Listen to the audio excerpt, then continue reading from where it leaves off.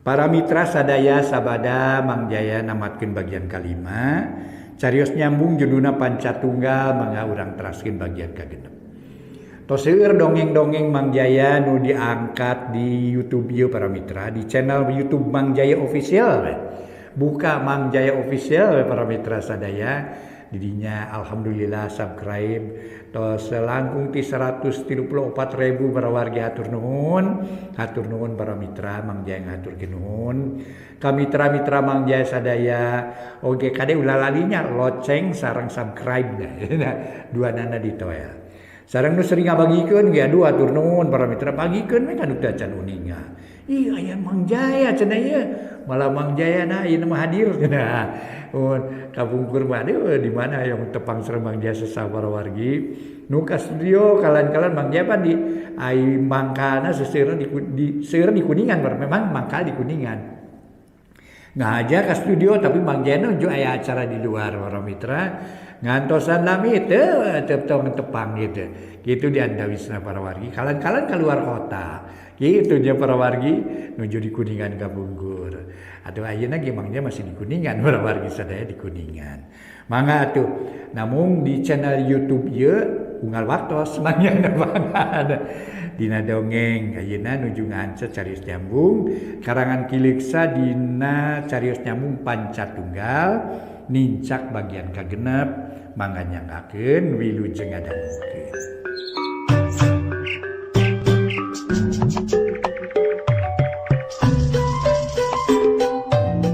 Para mitra kaum dangu, wilujeng tepang dangu deui sareng acara matuh dongeng enteng pangbeberahmana.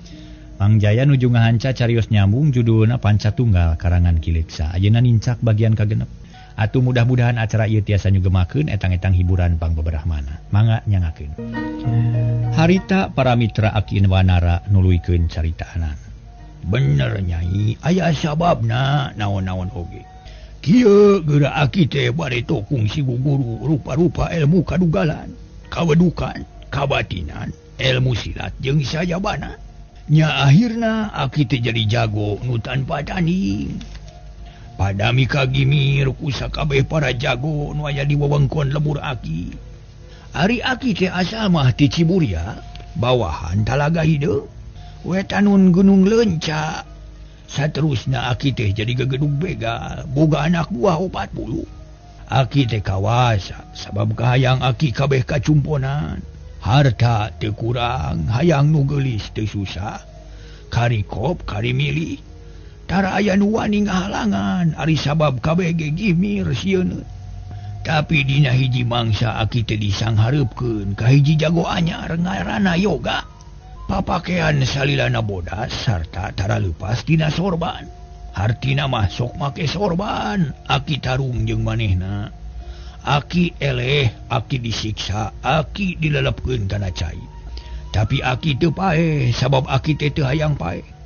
Muncan hayang paeh, keta tuh ngan edas Aki teh teu kuat kunanangan panyiksa, sabab Aki teh teu mampu ngelehkeun eta jago. Akhirna Aki teh kabur ka leuweung susuganan bisa aman. Tapi cilaka sabab unggal biji ti leuweung sok dipapag ku makhluk-makhluk aneh. Nu salilana hayang maragatkeun nyawa Aki.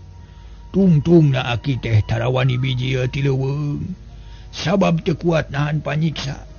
Aki geus teu bisa ngitung deui. Teuing sabaraha taun aya di dieu sabab nyaho-nyaho Aki teh geus pongko. Buuk jeung janggot geus bodas, kulit geus peot. Salila aya di leuweung eueuh deui nu dimaturan, iwati monyet jeung sato-sato leuweung sejen.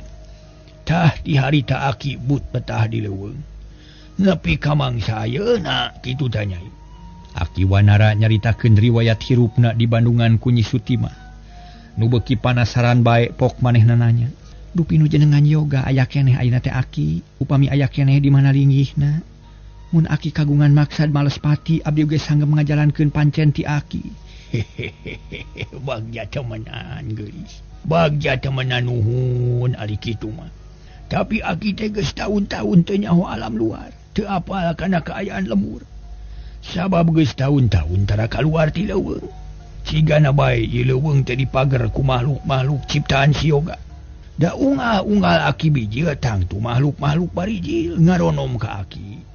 Tah kulantaran kitu aki tete nyaho di mana ayana yoga. Oge kumaha nasibna manehna. Ngan lamun diukur ku umur matang tu manehna teh hirup kene. Sababasa tarung jeung aki manehna sahanapeun aki umurna tah kitu nyai. Hanya akalnya aki. Keun bae geulis da aki mah moal nitah males pati ka hideuk. Sarta teu kudu neangan nu ngaran yoga. Pamenta aki mangan hiji, hidup teh kudu sanggup narima sakabeh ilmu ti aki. Hidup kudu jadi ahli waris aki, sabab aki teh geus hayang pae. Capek hirup teh nyai asa eueuh gunana. Abdi sanggem jantan ahli waris aki nanging kumaha cita-cita abdi. Nabaris laksana kinten-kintenna. Mun sakabeh ilmu aki geus kapimilik, hidup bakal luasa najan hayang naon bae oge. Ari sabab ilmu aki teh lengkep, hayang ngawasa ka bangsa jin bisa, hayang weduk bisa, hayang tetelaku seuneu bisa. Mun hayang ka hiji lalaki bisa, sabab rupa-rupa kahayang bisa dicumponan ku ilmu nu aya di aki. Tah kitu nyai, cek Aki Wanara dari anaker. Mere harapan Kanyi Sutimah nu memang keur linglung pipikiranana. Nuhun atuh aki ayeuna mah kahartos ku abdi oge. Nanging kumaha carana ngulik elmuna? Apaan aya di aki keun bae perkara eta mah kumaha aki. Nuhun atuh aki. Nyi Sutimah kacida atohna lantaran tujuan asa geus laksana, asa geus hasil sagala rupana. Aki Wanara nu aya hareupeunana geus kedal janji yen rek namplokeun sakabeh ilmu ka manehna. Nu tangtu elmuna rupa-rupa bisa dipake keur ngudag kahayang. Ayeuna mah ulah hayang diajar, sabab hidup capek kene. Yu urang jalan-jalan heula ngarah apal kana kaayaan leuweung. Oge hidup kudu wawuh jeung sakabeh sasatoan nu aya di dieu, ngarah leuwih laluasa dina lumampah. Moal aya nu ngaganggu engkena teh. Aki Wanara nangtung ngajak indit ka Nyi Sutimah. Mangga aki daleres abdi ge hoyong terang kana kaayaan di jero leuweung. Malih mah abdi hoyong terang, kumaha jirimna makhluk-makhluk nu sok ngaraponan ka aki. Yu urang buktikeun ayeuna. Telobat catur bral duanana miang, Nyi Sutimah ngiclik pandeuri. Nuturkeun Aki Wanara, sanggeus jauh ti saung, seor-seor sadadang dauna nu katebak angin.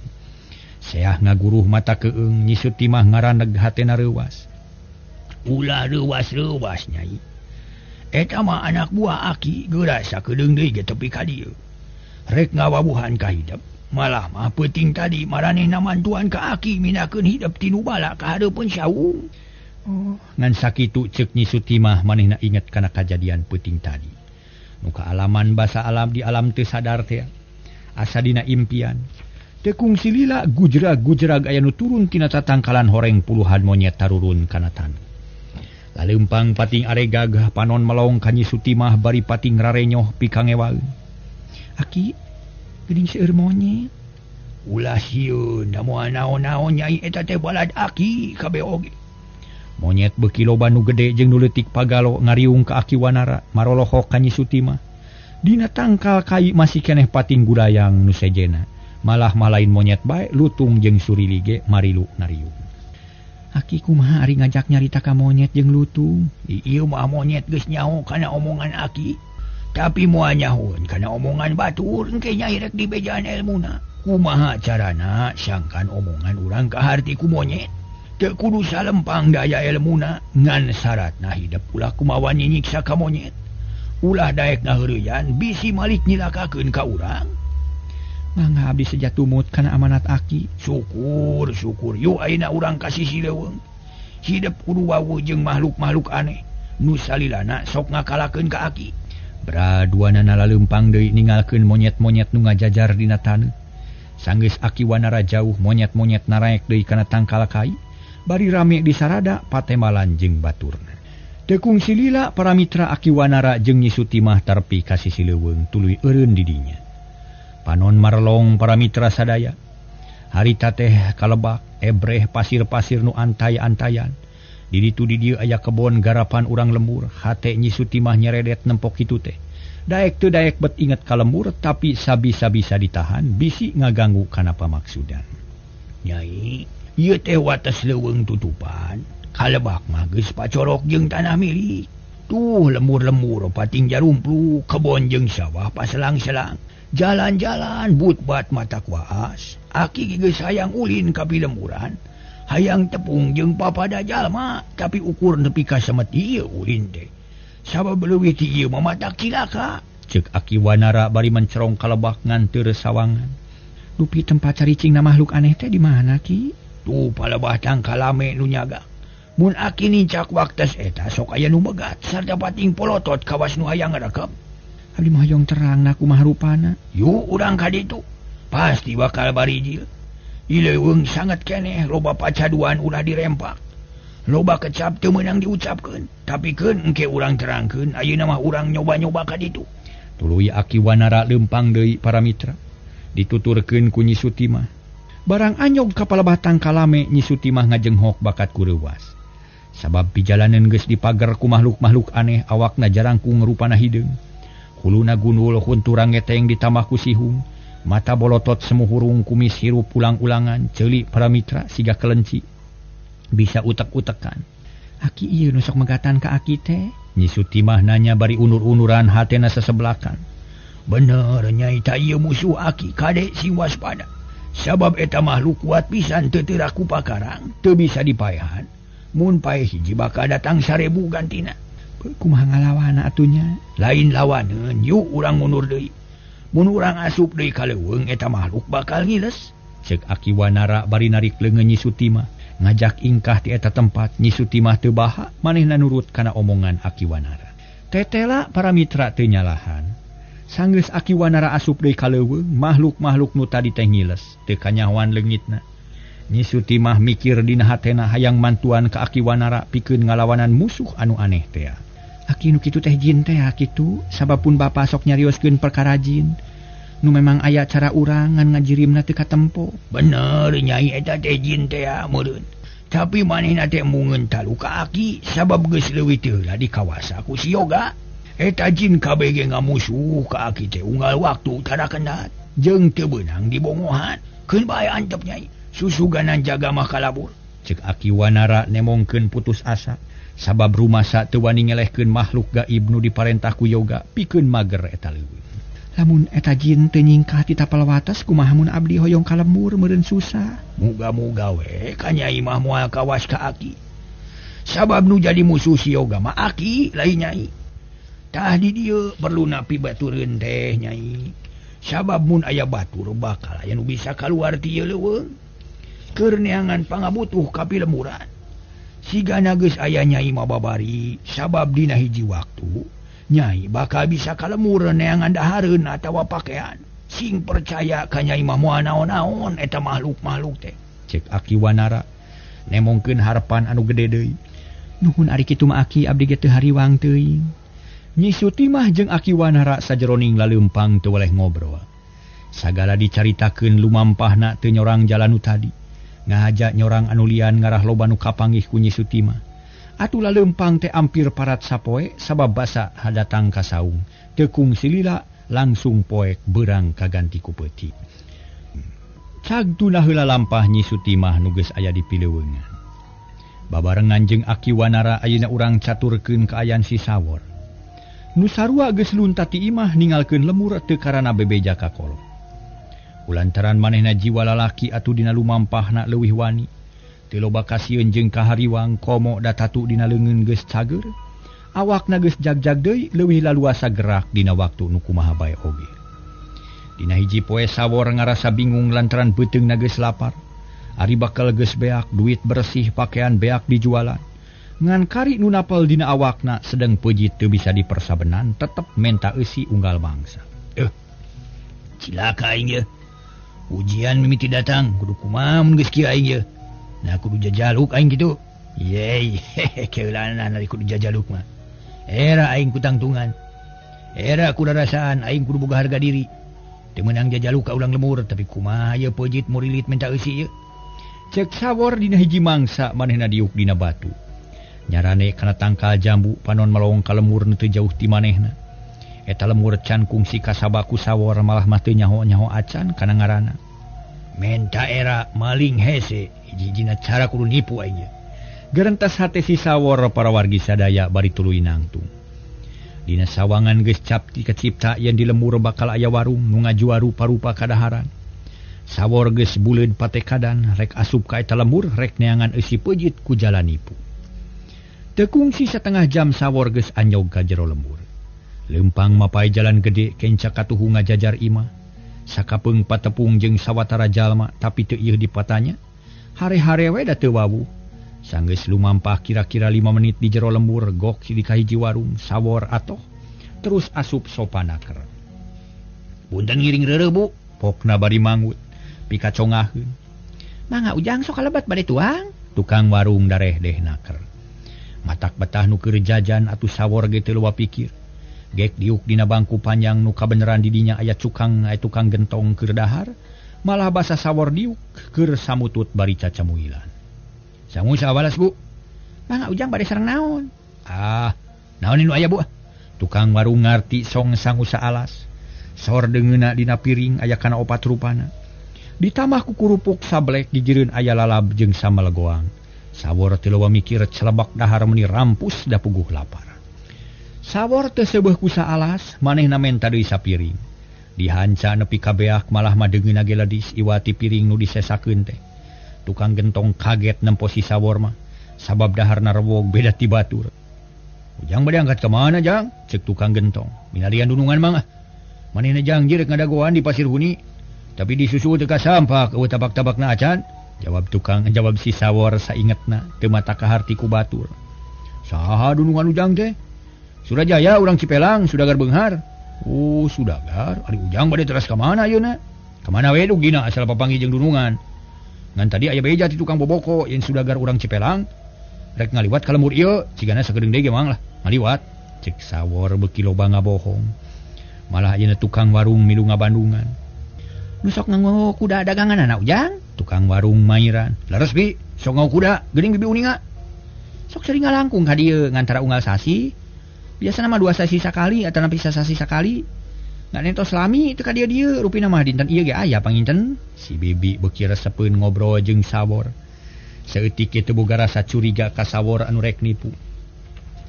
Rupina mah kitu Bi, moal burung dinten ieu ka dieu, mugi-mugi we lah singnya ka dieu. Abdi teh geus hayang tepung ieu teh ongko bakal geus ipis. Paling cekap 2 dinten deui, Abi. Di mananya nu aya tajuk Bi? Cacan mandi yeuh, mari carepelah bade ngiring mandi. Bari sakantenan ngadagoan waktu lohor. Cek sawor si ganunya nyaritana teu euleum-euleum. Caket Ujang tuh palih kidul tuh. Tuh kantun mengko caket tangkal sawo palih landeu aya tajuk mangga we kadinya ada caket. Nuhun Bi. Ya titi bola duduk we sakedap ya. Teh ka didinya bari ngantosan dudungan ieu nanging upami aya dudungan abdi ngaliwat. Punten Bang wartoskeun antosan heula kitunya. Abdi nuju ka tajuknya. Cek sawor teu jiga-jiga ngabohong. Tuluy ngaitkeun duduk we kana paku nu aya dina tihang. Tukang warung percaya we jeung teu boga rasa curiga sabab ti warung katajuk teh deukeut. Mangga Ujang, keuna urang dugikeun engke ku bibi di garoan upama waya tos aya nu ngalangkung mah. Da caket katajuk mah atuh. Nuhun Bi permios heula nya. Keun geus sakantenan mayar mah. Mayar sangu da pasti dudungan abdi ge sok anon teh mun mampir ka dieu ngilu dahar. Da abdi moal ka wana Bi? Sawor buru-buru ngaleos tukang warung percayaeun. Ari tukang gentong kerung manehna teu pati percaya kana omongan sawor. Tapi teu wanieun ari pok ngabejaan mah bisi sawor ngewaeun ka manehna jeung bisi aya mamalana. Sanggeus sawor jauh tukang gentong ngawani-wani nyaneh nyarita. Bibi geus wawuh ka jajakan nu bieu. Acan mang da kakara ayeuna jajan di dieu ge nah kitu. Eta we bibi meuni percaya teuing. Kumaha mun ngareos teu mayar? Da katempo ku kuring mah jiga-jiga rek bohong budak teh. Moal mang apan sidik rek katajuk cenah jeung deui eta apa ninggalkeun dudukuy. Cirining nya rek ka dieu deui sarta keur ngadaguan dunungan cenah paling ge ka dieu deui eta teh. Atuh terus cicing nungguan dudunganana meureun. Moal mang moal ngaleos. Tukang warung kawas nu katenung. Percaya pisan ka sawor ari sabab pipikiran kagoda ku nu teu puguh. Mun dunungan sawor nyaan datang tangtu dagangan bakal laris sarta bakal gede bati sabab geus mineng aya Sudagar nu nyimpang ka warungna. Jajan sok royal kitu deui nu ngaganggu kana pikiran si bibi teh nu matak ujug-ujug percaya kana omongan sawor teh. Komo da alasan rek katajuk rek mandi bari ngadagoan salat lohor. Nya muga-muga we bener atuh Bi eta jajaka ulah ngabohong. Tukang gentong teu panjang carita ku siwel ngabijilkeun dompet milihan receh keur mayar sangu. Teu tatanya deui da geus maranti geus nyaho hargana. Sanggeus mayar sangu tukang gentong ngaleos ini trek nuluykeun usahana. Ari tukang warung beberes bari ngadagoan sudagar teh.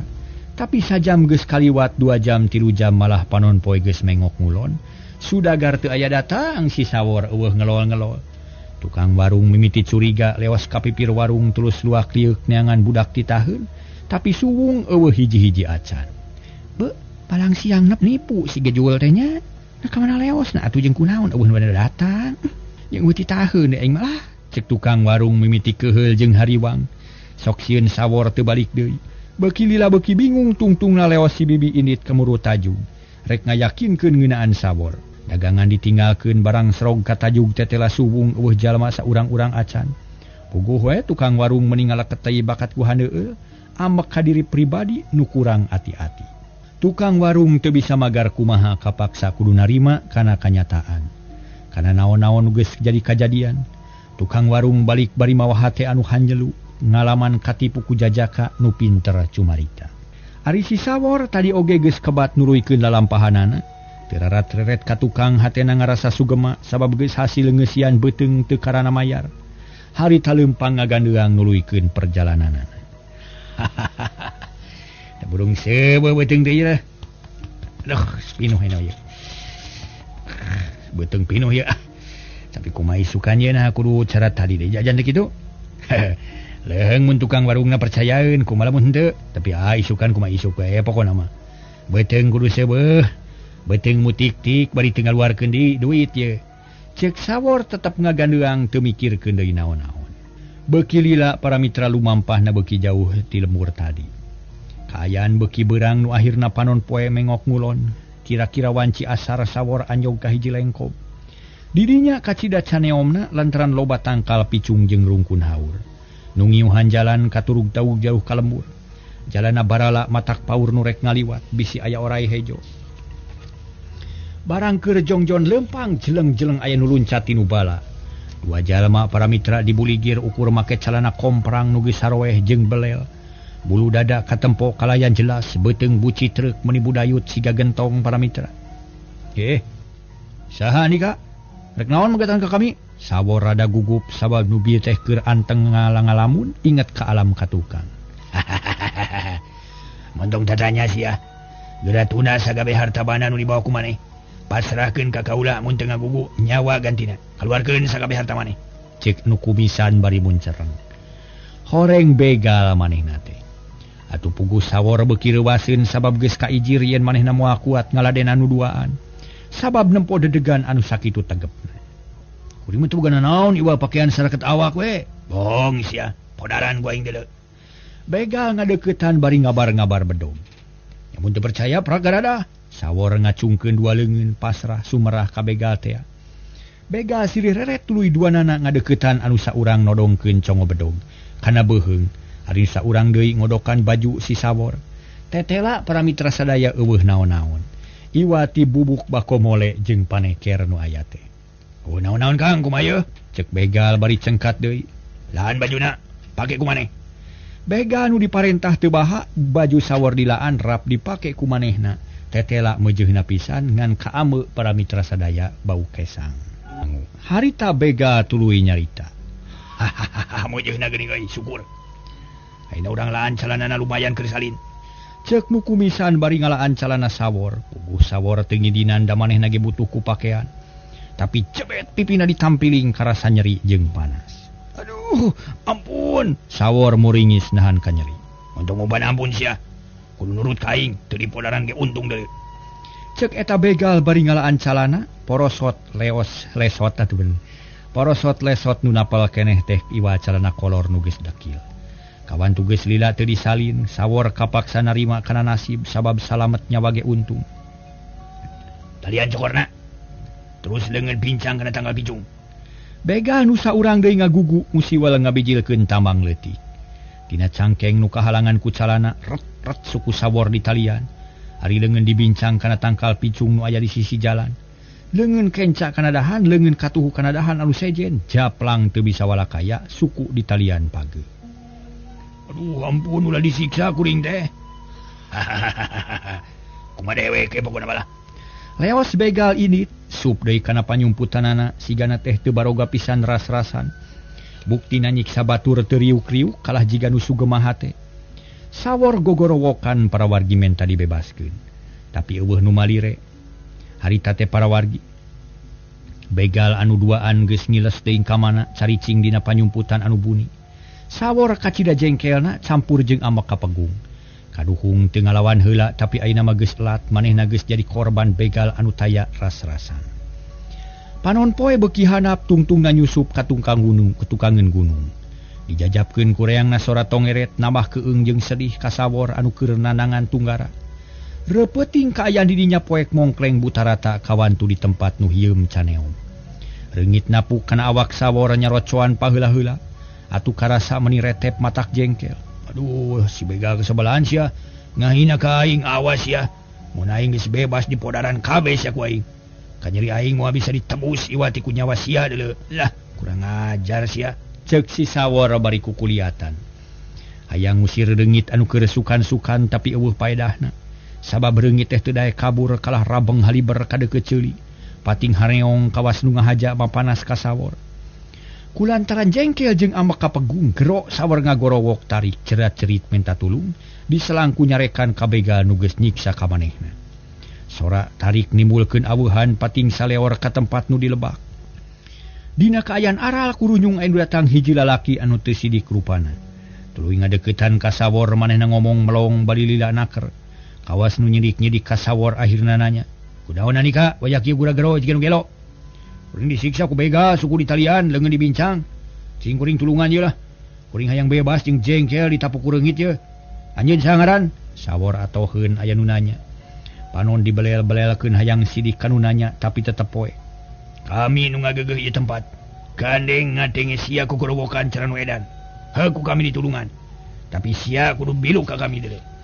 Kuring manurutlah ka sawe nu nulungan dina mangsa ieu mah. Syukur." Cek eta jalma tuluy ngadeuketan ka Sawor leungeun uyup aya prek ngalaan tali nu nalian Sawor.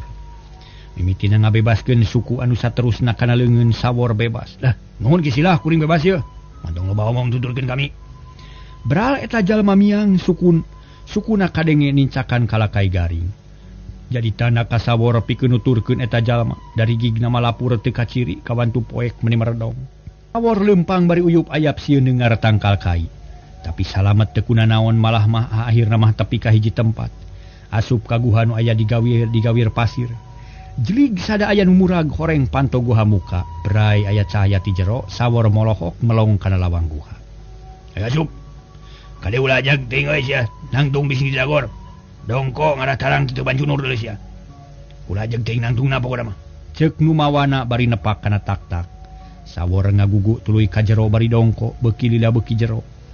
Hate karasahaneut hawa karasahaneut tungtungna anjog ka tungtung guha. Di dinya aya rohangan kira-kira 4 meter pasagi. Kenca katuhu batu cadas sajongjongan mah Sawor ngahuleng. Lantaran di dinya aya 2 jalma nu kungsi megat ka manehna horeng begal. "Diuk sia mentong kitu." Ceuk begal nu mawa Sawor ka dinya, gek Sawor diuk hatena teu puguh rasa. Sabab dirina asup ka sayang begal. "Maneh wawu ka 2 jalma ieu?" Ceuk begal nu ngajak Sawor ka guha. Horeng manehna teh gegedugna. Kuring mah teu wawuh tapi apal kana beungeutna.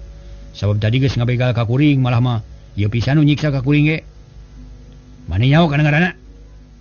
Teu nyaho kana ngaranna mah saatu anjeun teh tiluan teh. "Kuring Ruhadi, ieu Ruhada eta Ruhata. Kuring tiluan sadulur." "Oh, turunan begal, lain turunan sia.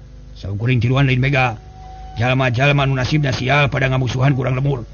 Pedah teu daek mayar pajeg. Kulantaran hirup ka talang sara akhirna jadi kieu. Usaha sabisa-bisa naon anu bisa dijalankeun keur ngeusian beuteng deuleu." Sawor ungut-ungutan para wargi sadaya. Manehna ngarti kana maksud tilu begal. "Anjeun betah jadi begal?" Ceuk Sawor beuki wani. "Teu betah sabab sangsara." "Nah, atuh cicing we di dieu jeung di naon atuh sababna tetep we jadi begal? Matak naon mun bae ka lembur?" Sawor tuluy tatanya. "Balik ka lembur geus teu boga naon-naon. Teu boga dulur, teu boga keturunan. Teu boga tuturkeuneun, sajabati kitu teu boga pakaya. Mun dewe ka lembur tiluan, pasti pada newak pada nyiksa, matak cilaka." "Mun cicing we di dieu kumaha dahar jeung make?" "Ngabegal atawa ngagarong deuleu." "Teh mah begal teu asa-asa. Mun dibegalna jalma miskin jiga kuring kumaha?" nya kitu cara nutupi baka maneh. Sawor ngahuleng manehna mikiran lalampahan begal. Bari mikiran dirina pribadi nah kudu kumaha mun geus kieu. Mun hayang bebas teh geus tangtu lain pagawean enteng-enteng. Maneh jadi balad kuring. Sabab kuring butuh pisan pibatureun ngarahan tambahan tanaga. Kumaha daek? Si begal nanya nerangkeun pamaksudanana terang-terangan. Sawor kerung manehna bingung keur ngajawabna sabab tujuan manehna lain rek jadi garong. Tapi hayang neangan luang jeung pangalaman sangkan beuki tambah kakuatanana. Jadi tujuan nama rek neangan guru rek ngulik pangarti. Mun teu daek wayahna kudu jadi tumbal curang Cirenta. Begal kaas nu maksa nyarita bari nyingsieunnan. Kumaha maksud anjeun atuh? Mun teu daek rek dialungkeun kana jurang tangtu modar deuleu. Sawor ngahuleng deui. Jeung hadadak bulu punukna maruringkak. Ngarasa keueung ngadenge kitu mah. Ngagugu embung paeh oge embung. Dah hayang kahonta heula cita-citana. Jawabanna. Sabab butuhna ge peuting ge pisan jawaban. Kuring daek jadi balad anjeun. Kapaksa sawor nyangupan. Syukur mun kitu mah. Tu pake deui baju jeung celana maneh sarta bisa milih pakarang sayangna. Rek bedog kop, peso kop, rek kegenir kop, tumak atawa jamparing aya. Begal nunjuk ka pojok didinya numpuk rupa-rupa pakarang paranti ngajalankeun kajahatan. Kuring macan wawu jeung pakarang-pakarang sejen diwati bedog, pek wae asa ulah lengoh. Sawor teu bisa nolak manehna buru-buru make deui baju jeung calana. Tuluy milih bedog anu sakira ngareunah dipakena. Sanggeus manggih para mitra sadaya tuluy disoren tenang naker. Gek diuk deui nyang hareupan ka begal anu tilu. Maneh kudu janji, rek satia satu ka babaturan. Ingat mun maneh hianat atawa teu satia, pati bagianna. Dicacag awak maneh ku kain. Atuh saja bati kitu maneh kudu bisa digawe babarengan jeung balad. Kudu bisa silih tulungan dina kaayaan naon bae oge. Ya kuring geus ngarti, kuring sanggup ngajalankeun eta kabeh. Tapi naon atuh pagawean kuring ayeuna? Sawor nangtang parentah. Ayeuna geura init ka hiji lembur nu aya di landeuh. Init jeung ruhata hari kuring rek ngadaguan di dieu sabab guha teu meunang ditinggalkeun bisi aya pancabaya. Ieu atuh ruhata, urang init ayeuna. Nu diajak nangtung ampir bareng. Kop kana bedog, kop kana peso balati sarta teu poho mawa tambang sagede cinggir. Dibeulitkeun kana cangkeng dituruban ku kampret. Geus saged mah teu loba catur beral tiluan miang rek ngagarong ka hiji lemur nu aya landeuheun eta pasir. Ngan lemurna para mitra can kanyahoan sabab ku Ruhadi teu dibejakeun. Lemur naon anu bakal digarong ku manehanana peuting eta. Para mitra kaum dangu gancangna carita sawor jeung baturna nu duaan geus terepi ka sisi lembur. Kaayaan sepi jempling ukur sora jangkrik nu kadenge sarta ukur angin leutik nu wani ngusikeun dangdaunan. Reg nu tiluan eureun heula rek badami sangkan tujuan bisa hasil bari salamet. Kumaha kuring ye? Kieu kuring hayang nyaho heula ngaran maneh saha geuning? Sawor. Kieu wor. Tujuan urang ngan sarupa rek ngajorag ka imah basem tama. Jalma beunghar di lemur ieu, duitna ge bejana dipetian. Bakat ku loba. Carana mun engke geus aya jalan keur asup, maneh kudu ka jero imah. Kukud barang-barang nu berharga utamana duit jeung emas. Maneh kudu hati-hati dina digawe bisi nu boga imah nyari. Mun geus hasil kaluarkeun dina jendela ditampanan ku kuring ngan sakitu. Wah, mun boga imah nyaring kudu lumpat atawa kudu kumaha dipaehan. Kudu puguh ye ngarah teu ragu-ragu. Nah kudu dipaehan sakalian boga imahna. Cek sawor rada ngageter hatena sabab kudu ngagugu kana parentah Ruhada. Mun kapaksa mah paehan we tapi mun bisa mah ngejat lah. Lebih hade lumpat ulah maehan urang dia bahaya. Gitu. Gitu-gitu, yuk init. Braduanana init ti heula Ruhata ngajanteng keneh didinya panon rarat-reret nempuan kaayaan lembur. Bisi aya rona nu ngulampreng tapi tetela aman, estu jempling eueuh nu ngulampreng. Geus puguh kitu mah Ruhata nuturkeun bedog geus dilugas. Tekung silila para mitra sadaya anyog kanu dituju, sawor geus tatan-tatan rek ungah ka imah. Ari nu nyieun jalan na Ruhada nyokea jandela ku alat anu geus disadiakeun ti samemehna. Brai jandela muka kalacat sawor unggah para wargi sadaya. Ruhata jeung Ruhada ngadaguan di luar panon rancing geus ceuli meuni teu sirikna rancung-rancung bisi aya jalma lian teu kanyahoan. Ari sawor harita teh geus aya di tengah imah rada gugup migawe tugas teh. Manehna teu buru-buru neangan barang kalah rarat reret bari ngeleper. Sok sieun pribumi nyaring. Kertek sada beurit di para kebeg sawor ngarenyag serepet ngalugas bedog amekan ngahega. Cadol sia beurit pokna bari culang cileung nyarita rada tarik kadengen Kuruhada jeung Ruhata dua anak keheulun kasawor nu gagabah dina pagawean. Waktosna para mitra deh ieu mah.